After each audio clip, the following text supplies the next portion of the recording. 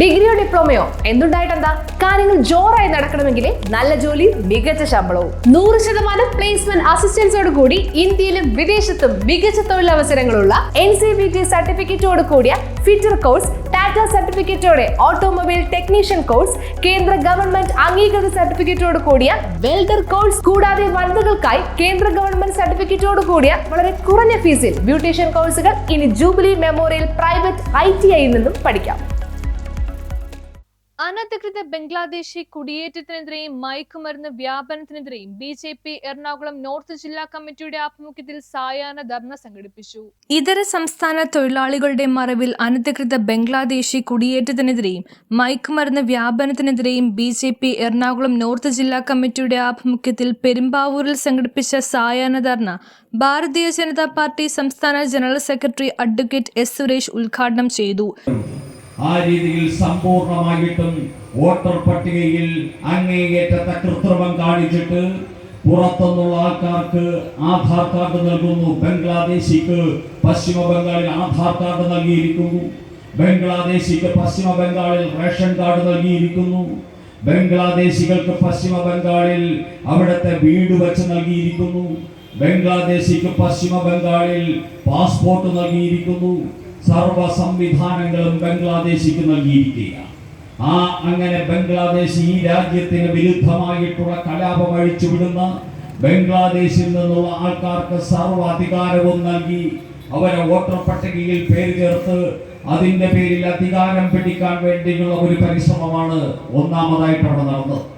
രണ്ടാമതായിട്ട് റേഷൻ കാർഡും നൽകി രാജ്യദ്രോഹികളായിട്ടുള്ള ഭീകരവാദികൾക്ക് വോട്ടർ പട്ടികയും റേഷൻ കാർഡും നൽകി ആധാർ കാർഡും നൽകി രാജ്യത്തിന്റെ സുരക്ഷിതത്വത്തിന് തന്നെ ഭീഷണിയായിട്ട് വളർന്നു വന്ന ഒരു മുഖ്യമന്ത്രിയായിരുന്നു മമതാ ബാനർജി. മമതാ ബാനർജിയെ മാത്രം കുറ്റം പറയേണ്ട. മമതാ ബാനർജി അവിടെ അധികാരത്തിൽ വന്നത് 2011 ശേഷമാണ്. പക്ഷേ 2011 വരെ 34 വർഷം അവിടെ അധികാരത്തിൽ ഇരുന്ന കമ്മ്യൂണിസ്റ്റ് മാർക്സിസ്റ്റ് പാർട്ടിയുണ്ട്. ആ കമ്മ്യൂണിസ്റ്റ് മാർക്സിസ്റ്റ് പാർട്ടിയുടെയും സമീപനം ഇത് തന്നെയായിരുന്നു.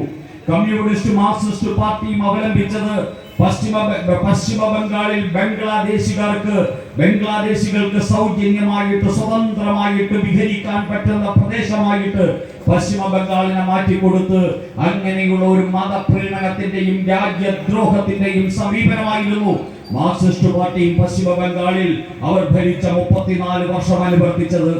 അതിന്റെ തുടർച്ചയാണ് മമതാ ബാനർജി 16 വർഷക്കാലം ചെയ്തത്. അതിന് മുഴുവനാണ് ഇന്ന് അവസാനം കൊടുത്തിരിക്കുന്നത്. 50 വർഷത്തെ രാജ്യവിരുദ്ധമായിട്ടുള്ള പശ്ചിമ ബംഗാളിന്റെ ഭരണത്തിനാണ് നരേന്ദ്ര ദാമോദർ ദാസ് മോദിയുടെ നേതൃത്വത്തിലുള്ള ഭാരതീയ ജനതാ പാർട്ടി കഴിഞ്ഞ 2026 മെയ് 4-ാം തീയതി അവസാനം കുറിച്ച് ദേശീയതയുടെ പൊൻപതാക താമരയാങ്കിത ഹരിതകാവി പതാക കൽക്കട്ടയുടെ മണ്ണിൽ ഉയർന്നത്, പാറുന്നത്, പറക്കുന്നത്. ആ രീതിയിലേക്ക് പശ്ചിമ ബംഗാളിനെ നമ്മൾ തിരിച്ചു കൊണ്ടുവന്നു, രാജ്യത്തിന്റെ ഭാഗമാക്കി തിരിച്ചു കൊണ്ടുവന്നു. ഇത് തന്നെയാണ് ബീഹാറിലും സംഭവിച്ചത്. ആദ്യമായിട്ട് ഇത്തരത്തിലുള്ള വോട്ടർ പട്ടിക പരിഷ്കരണം നടന്നത് ബീഹാറിലാണ്. ബീഹാറിൽ നടന്നതിന് ശേഷമാണ് ഇന്ത്യ മുഴുവൻ നടന്നത്. ബീഹാറിൽ എന്ന അഭിപ്രായമുള്ളവരാണ് ഭാരതീയ ജനതാ പാർട്ടി. പ്രത്യേകിച്ച് ഇന്ന് ബംഗാൾ ഭരിക്കുന്നത് BJP ആണ്. ഇന്ന് ആസാം ഭരിക്കുന്നത് BJP ആണ്. ഇന്ന് ഒറീസ ഭരിക്കുന്നത് BJP ആണ്. ഇന്ന് ബീഹാർ ഭരിക്കുന്നത് BJP ആണ്. BJP ഭരിക്കുന്ന സംസ്ഥാനങ്ങളിൽ നിന്നുള്ളവരാണ് ഇവിടെ ഇന്ന് വരുന്നത്. ഇന്നലകളിൽ ഇവിടേക്ക് വരുന്ന സമയത്ത് ബംഗാൾ BJP ഭരിച്ചിരുന്ന സംസ്ഥാനമല്ല. ഇന്നലകളിൽ ഇവിടുത്തെ അതിഥി തൊഴിലാളികൾ കേരളത്തിലേക്ക് പലായനം ചെയ്യുമ്പോൾ ആസാം BJP ഭരിക്കുന്ന സംസ്ഥാനമായിരുന്നില്ല. അതുപോലെ തന്നെ ഒറീസ BJP ഭരിക്കുന്ന സംസ്ഥാനമായിരുന്നില്ല. ബീഹാർ BJP നേരിട്ട് ഭരിക്കുന്ന സംസ്ഥാനമായിരുന്നില്ല. പകരം നിതീഷ് കുമാർ ഭരിക്കുന്ന സംസ്ഥാനമായിരുന്നു BJPയുടെ പിന്തുണയോടുകൂടി. ഇന്ന് ഈ 4 സംസ്ഥാനങ്ങളും ഭരിക്കുന്നത് BJP ആണ്. അതുകൊണ്ട് തന്നെ ഞങ്ങൾ പറയുന്നു, BJP ഭരിച്ചാലും ഇല്ലെങ്കിലും ഈ രാജ്യത്തുള്ള ഏതൊരു പൗരനും ഈ രാജ്യത്തിന്റെ ഏത് മുക്കിലും മൂലയിലും പോയി ജീവിക്കാൻ വേണ്ടിയുള്ള സാഹചര്യങ്ങൾ, ഭൂമി വാങ്ങാനും അവിടെ ജീവിക്കാനും അവിടുത്തെ നിയമാനുസരണമുള്ള കാര്യങ്ങൾ ചെയ്യാനുമുള്ള പൂർണ്ണ അധികാരമുണ്ട്. ആ അധികാരം നമുക്ക് സിദ്ധിച്ചതാണ് ഒരു റിപ്പബ്ലിക് എന്ന നിലയിൽ. 1947 ഓഗസ്റ്റ് നിഷേധം സംഘടിപ്പിക്കുന്നത് മറ്റു ചിലരെ ലക്ഷ്യം വെച്ചിട്ട് തന്നെയാണ്. ആ ലക്ഷ്യം എവിടെയാണ് എന്നത് വ്യക്തമാക്കുവാൻ ഞങ്ങൾ ആഗ്രഹിക്കുകയാണ്. കാരണം നമുക്കറിയാം, ഇന്ന് ഈ രാജ്യത്തെ രാഷ്ട്രീയം എന്ന് പറയുന്നത് അങ്ങേയറ്റം മലീമസമായിരിക്കുന്ന രാഷ്ട്രീയമാണ്.